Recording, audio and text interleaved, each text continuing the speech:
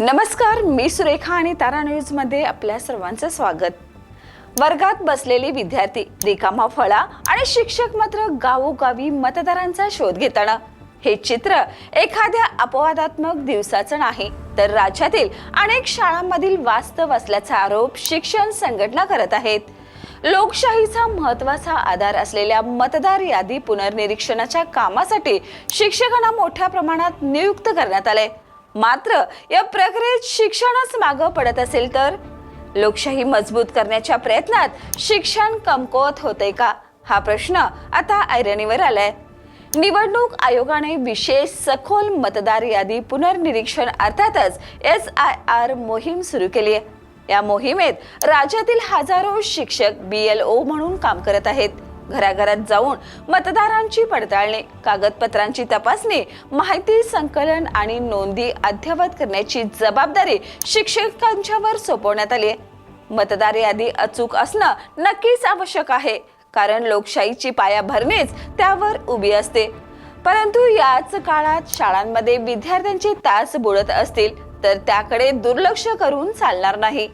एकीकडे शिक्षक मतदार यादीचं काम करत आहेत, तर दुसरीकडे शिक्षण विभागाने शाळाबाह्य विद्यार्थ्यांचा शोध घेण्याची मोहीम ही सुरू केली आहे। याशिवाय विविध सर्वेक्षण, अहवाल, ऑनलाईन नोंदी आणि प्रशासकीय जबाबदाऱ्या आधीच शिक्षकांच्या वाट्याला आहेत।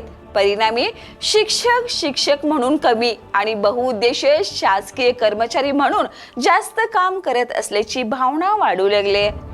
शिक्षक संघटनाचा आरोप आहे की प्रत्येक नवीन मोहिमेचा पहिला पर्याय शिक्षकच का असतात।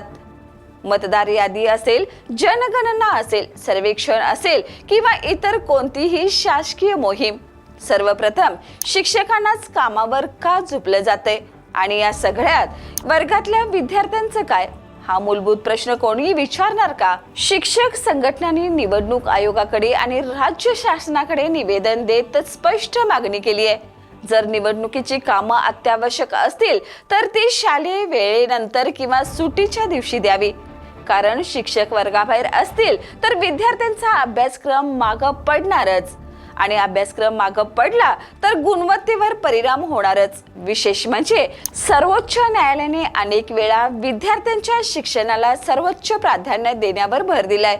मुलांच्या शिक्षणात अडथळा निर्माण होईल अशा बाबी टाळल्या पाहिजेत, असे स्पष्ट निर्देशही त्यांनी दिलेत। अशा परिस्थितीत शिक्षकांवर वाढत जाणाऱ्या अशैक्षणिक कामाच्या ओझ्याबाबतचा वाद पुन्हा एकदा चर्चेत आलाय।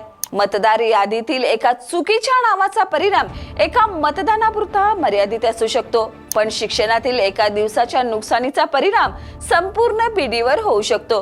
कारण मतदार यादी पुन्हा दुरुस्त करता येते, पण विद्यार्थ्यांच्या आयुष्यातील निघून गेलेला अध्यापनाचा तास परत आणता येत नाही। शिक्षकांच्या हातात मतदार यादी असणं चुकीचं नाही, पण त्या खात्यातून खडू सुटणं मात्र निश्चितच चिंतेचं आहे।